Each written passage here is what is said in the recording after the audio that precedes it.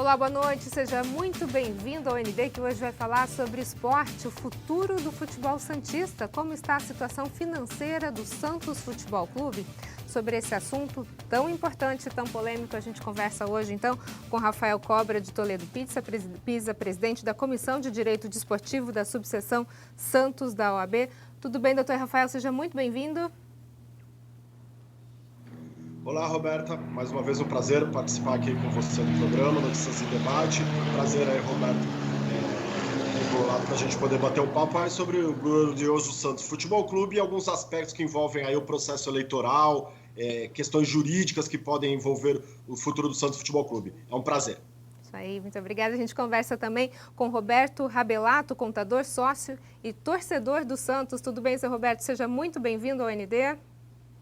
Muito obrigado, uma boa noite a todos, boa noite ao doutor Rafael, boa noite a quem nos assiste agora, tá certo? Falar do Santos é sempre um prazer, é nossa segunda paixão. A primeira é família e Deus, que está acima de qualquer coisa, abaixo disso é o Santos, não tem como. A gente pode dizer que o Santos vive hoje uma crise financeira, doutor Rafael? Roberta, infelizmente podemos afirmar que o Santos vive uma crise financeira, assim como podemos afirmar de um modo mais amplo que o futebol brasileiro como um todo vive uma grande crise financeira já de alguns anos, e essa crise acaba sendo potencializada pelo período de exceção que estamos vivendo com a pandemia do coronavírus. Isso certamente traz um impacto muito negativo para as finanças dos clubes brasileiros, e o Santos também não foge a essa regra, né? Não é privilégio só do Santos, infelizmente, né? Realmente esse momento de pandemia, de isolamento social, tem trazido sérios problemas aos clubes do Brasil. Especificamente aqui no Santos, a gente tem ideia de quanto que era a dívida do Santos antes do José Carlos Pérez assumir, e desde essa dívida quanto era de curto prazo e quanto era de médio e longo prazo, seu Roberto, o senhor que é torcedor, contador e acompanha de perto essa situação. Sim, segundo as demonstrações publicadas nos jornais dos balanços, Modesto deixou 194 milhões de dívida de curto prazo, ou seja, vencíveis até 365 dias, e 208 milhões de longo prazo, totalizando 402 milhões de reais. Essa foi, entre aspas, a herança que o Modesto deixou. Tá? Só que, sobre dívida, eu tomo muito cuidado para tentar explicar o seguinte: dever todo mundo deve, não é problema ter dívida. O problema é não ter a capacidade financeira de gerir recursos para liquidar essa dívida. E é isso que nós nos encontramos hoje no Santos. Nós não temos capacidade financeira de gerir recursos para fazer frente à dívida atual do clube, que beira os 600 milhões de reais. 600 milhões. O senhor tem ideia da receita atual do Santos?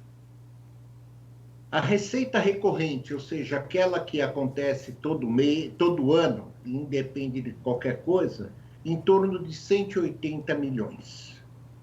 A receita extraordinária, ou seja, aquela que não depende de nós, que é a venda de um jogador. Você precisa ter alguém interessado e vir aqui e fazer propostas, etc., não sei o quê, tá? É estimada para esse ano em cerca de 68, 70 milhões de reais. Coisa que não vai acontecer, infelizmente, nenhuma nem outra. Como bem disse o doutor Rafael há pouco, dos 180 milhões previstos no orçamento para entrar esse ano, eu creio que o efeito pandemia vai cair em pelo menos 30% desse total, pelo menos são os números que especialistas estão projetando. E dificilmente se venderá jogador num volume que nós esperamos. Isso daí agrava muito mais a situação. Então, doutor Rafael, para a gente entender um pouquinho mais essa situação, o que acontece com o Santos diante desses números, entradas e saídas? Qual a atual situação financeira do Santos e o que pode acontecer com o clube por conta disso? É muito bem exposto pelo Roberto. A grande preocupação não é a existência de dívidas, mas é a capacidade financeira, a capacidade administrativa de conduzir a continuidade, a vida saudável do clube com as dívidas existentes. A grande preocupação é justamente que a dívida que se noticia de curto prazo, ela é igual ou pouco superior ao que seria a receita operacional do clube. Quer dizer, aquelas receitas, como dito pelo Roberto, que não dependem de outros fatores, né? Aquelas receitas recorrentes do clube. Quer dizer, você já ter um endividamento de curto prazo em valor igual ou até um pouco superior à sua capacidade de receita certa, é muito preocupante. Os clubes viverem, e aí o Santos também não é um único privilegiado nesse sentido, mas os clubes dependerem da venda dos seus atletas para tentar chegar num número equivalente ali, empatar com as suas dívidas, é extremamente preocupante. Porque a partir do momento que o clube tem a extrema urgência, a extrema necessidade de fazer uma transferência, dificilmente ele consegue, durante uma negociação, exigir os valores que potencialmente poderia vir a receber. Quer dizer, a urgência no recebimento da receita pode tornar enfraquecido o clube numa eventual negociação. Com o agravante, nesse momento que estamos, que certamente o impacto financeiro da pandemia no mercado do futebol mundial trará para baixo a régua no valor das transferências internacionais. Certamente as próximas janelas demonstrarão transferências internacionais em valores muito abaixo do que aquilo que vinha sendo praticado.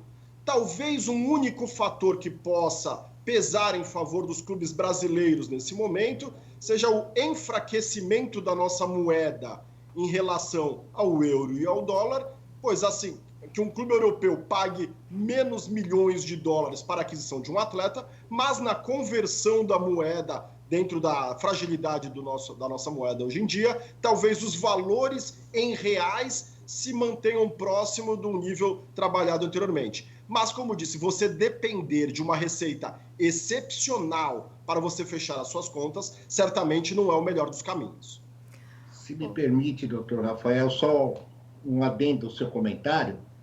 Quando nossas receitas empatam com as despesas, é muito pior, porque no orçamento do clube não existe previsão de abatimento da dívida. Então, essa dívida se torna perene. As receitas sempre têm que ser superiores às despesas para que nos sobre caixa suficiente para ir abatendo a dívida aos poucos. Se me permite uma observação que eu faço. Eu informei que o Modesto deixou 194 milhões de dívidas de curto prazo. Só a transação do Rodrigo nos gerou perto de 200 milhões de reais. Essa gestão teve a oportunidade de ouro de zerar a nossa dívida. Zerar, sabe o que é isso? Deixar 000 o nosso passivo de curto prazo. E não o fez. Aí vem a capacidade que o doutor falou do gestor em administrar, em saber e ter o feeling de administrar bem a coisa que não é dele, porque o clube não é do plantonista. Eu costumo chamar o presidente de plantonista, que ele está ali de plantão. Daqui a pouco sai ele e entra outro que fica de plantão por 3 anos. Porque o clube é do seu sócio, é do seu torcedor. Eu tenho um pedacinho do clube, o doutor Rafael tem outro, e mais 6 milhões de pessoas, cada uma tem um pedacinho do Santos. Desculpe. Tá aí o desabafo, então, do Roberto. E o Notícias em Debate procurou a assessoria do Santos Futebol Clube, que explicou o seguinte: o endividamento do Santos não é decorrente de ações da atual gestão. Os indicadores de endividamento passivo circulante mais passivo não circulante ativo total já vinham apresentando a média de 2,4 e mantiveram-se inalterados durante os 2 anos da gestão. A gente vai para um rápido intervalo agora e, na sequência, a gente continua a discutir um pouquinho mais a situação financeira do Santos Futebol Clube. Não saia daí, é um minutinho só.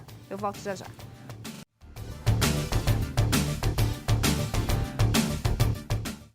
Estamos de volta falando hoje sobre a situação financeira do Santos Futebol Clube e de outros clubes também por conta da pandemia. Sobre esse assunto eu converso com Rafael Cobra, presidente da Comissão de Direito Desportivo da OAB Santos, e com Roberto Rabelato, contador, sócio e torcedor do Santos. A gente estava falando no bloco anterior sobre a situação especificamente do Clube Santista, né? A questão das entradas, da saída, o desabafo do seu Roberto ali quando falou que o Santos poderia ter quitado pelo menos parte da sua dívida. E aí eu pergunto até para o seu Roberto, quando tentaram de repente então fazer o impeachment do Pérez, por que não conseguiram, se a gente está falando de repente de uma gestão ineficaz?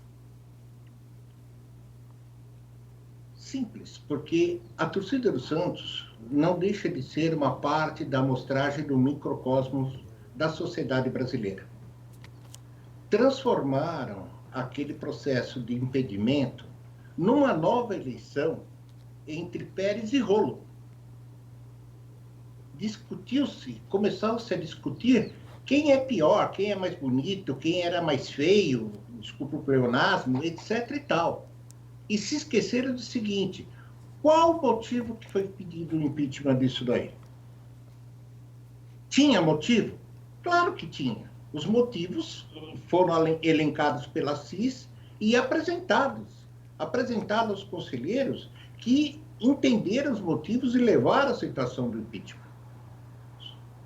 Pelo Conselho Deliberativo, o Pérez estaria afastado.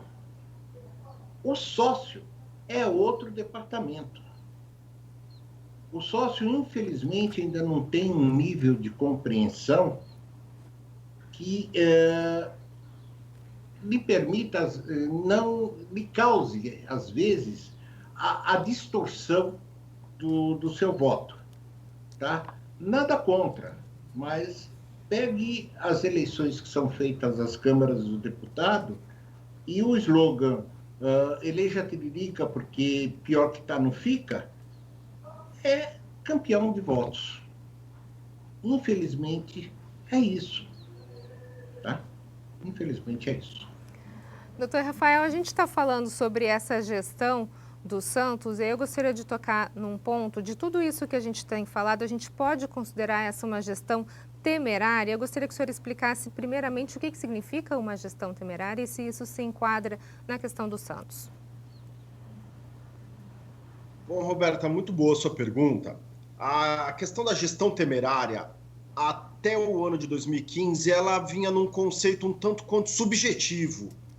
Não via uma definição concreta do que seriam atos considerados como gestão temerária. E eu digo o ano de 2015, pois foi uma alteração legal trazida pela lei do Profut, que ainda que não tivesse ligação direta com esse aspecto especificamente, mas ela alterou a legislação para trazer, assim, a definição do que seria gestão temerária, e ela traz alguns exemplos concretos. De uma forma ampla, ela diz que seriam aqueles atos do gestor, do dirigente, que sejam feitos com desvio de finalidade ou que gerem um risco excessivo e irresponsável ao patrimônio daquela entidade de prática desportiva.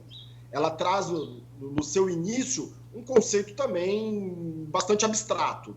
Mas o artigo da lei do Profut elenca algumas das condutas que poderiam ser consideradas como atos de gestão temerária, entre eles o benefício próprio ou de alguém próximo em detrimento do patrimônio do clube, quando o gestor contraísse um déficit superior a 20% da receita bruta do ano anterior. Ela traz alguns aspectos objetivos.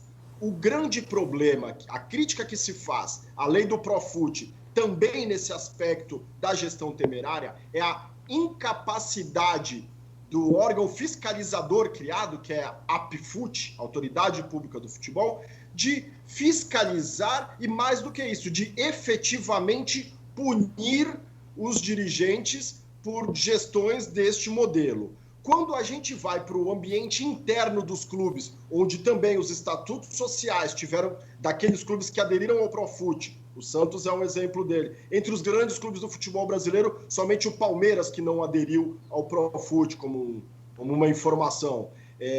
A alteração dos estatutos sociais também proporcionariam que os conselhos deliberativos, em analisando condutas deste modo como eu estou descrevendo, também levasse a um processo de afastamento do seu dirigente e uma punição desse dirigente, tanto no ambiente interno do clube, como ele pode vir a ser responsabilizado civil e criminalmente, inclusive com o seu próprio patrimônio, quando comete um ato de gestão temerária.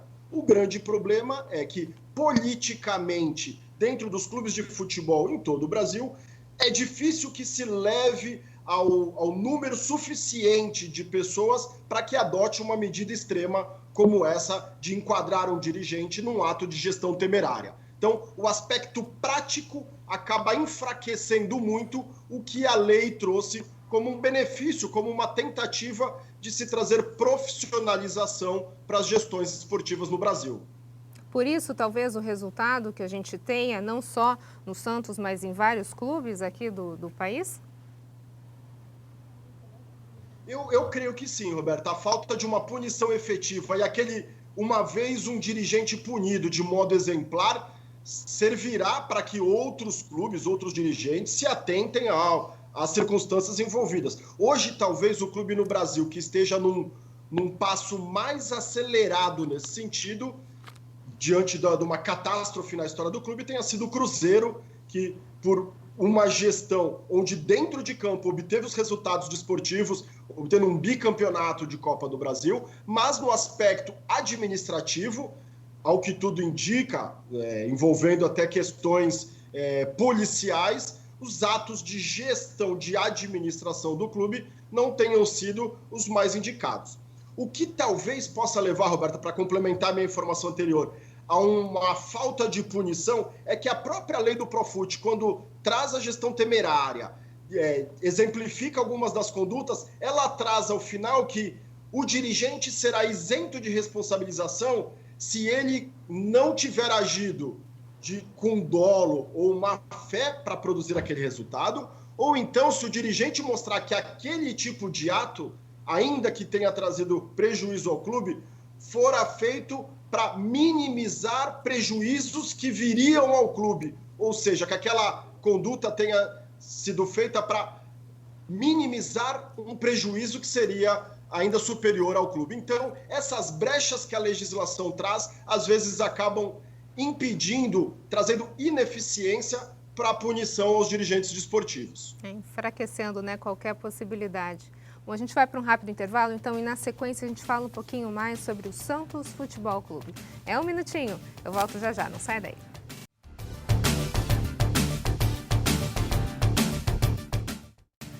O ND está de volta e o nosso assunto de hoje é o futuro do futebol santista. Como é que está a situação financeira do Santos Futebol Clube? Sobre esse assunto, a gente está conversando agora com Rafael Cobra, presidente da Comissão de Direito Desportivo da OAB de Santos, e com Roberto Rabelato, contador, sócio e torcedor do Santos. Bom, a gente estava falando sobre todo esse cenário que o Santos está vivendo, não só o Santos, mas outros times aqui do nosso país. E agora, seu Roberto, o senhor acredita que Santos pode cogitar encerrar suas atividades por conta desse cenário financeiro que a gente vive hoje, ou não é para tanto?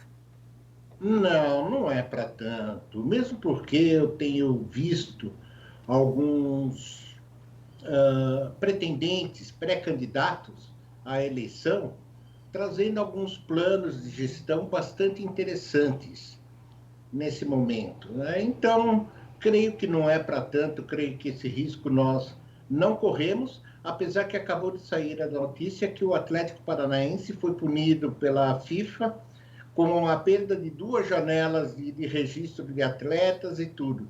Então, nós temos problemas urgentes para serem resolvidos. Urgência urgentíssima. Mas não é para tanto, não é para encerramento. Ainda dá para colocar a casa em ordem, então? Principalmente se tiver responsabilidade. Nós precisamos de gestor responsável.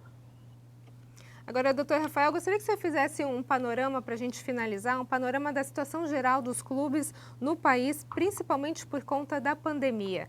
O que mudou? Bom, Roberta, de fato, como disse no início, a questão financeira dos clubes no Brasil como um todo, de fato, é algo bastante problemático.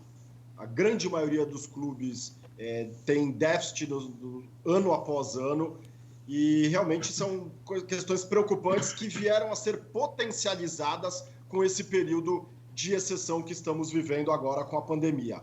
Vale acrescentar que recentemente, na semana passada, completamos 3 meses em que muitos clubes do futebol brasileiro passaram a pagar os salários do seu plantel de atletas de forma parcial, com uma redução dos salários dos atletas e sem que tenha feito um acordo, seja individual ou coletivo, está, na minha opinião, gerando um risco ainda maior nos seus passivos trabalhistas. Então, realmente, a situação financeira ela é caótica, ela é preocupante, a pandemia veio a potencializar isso, mas nesse exemplo que eu estou trazendo das potenciais ações trabalhistas de atleta, buscando rescisão indireta de contrato de trabalho pelo pagamento parcial dos últimos 3 meses de salário, é sempre fundamental ser feita a ressalva que, ainda que a Lei Pelé diga claramente que dará ensejo à rescisão do contrato de trabalho,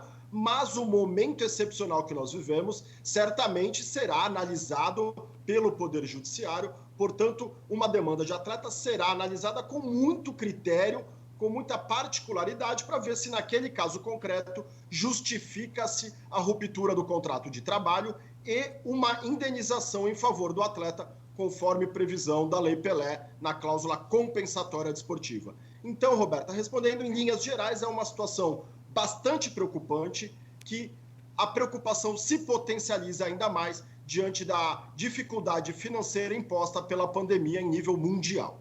Ok, doutor Rafael, muito obrigada pelas suas informações. Seu Roberto, muito obrigada também. Sucesso ao Santos Futebol Clube. Muito obrigada. Sim. O ND fica por aqui. Uma ótima noite para você. Fique agora com o Jornal da Band. A gente se vê. Até mais.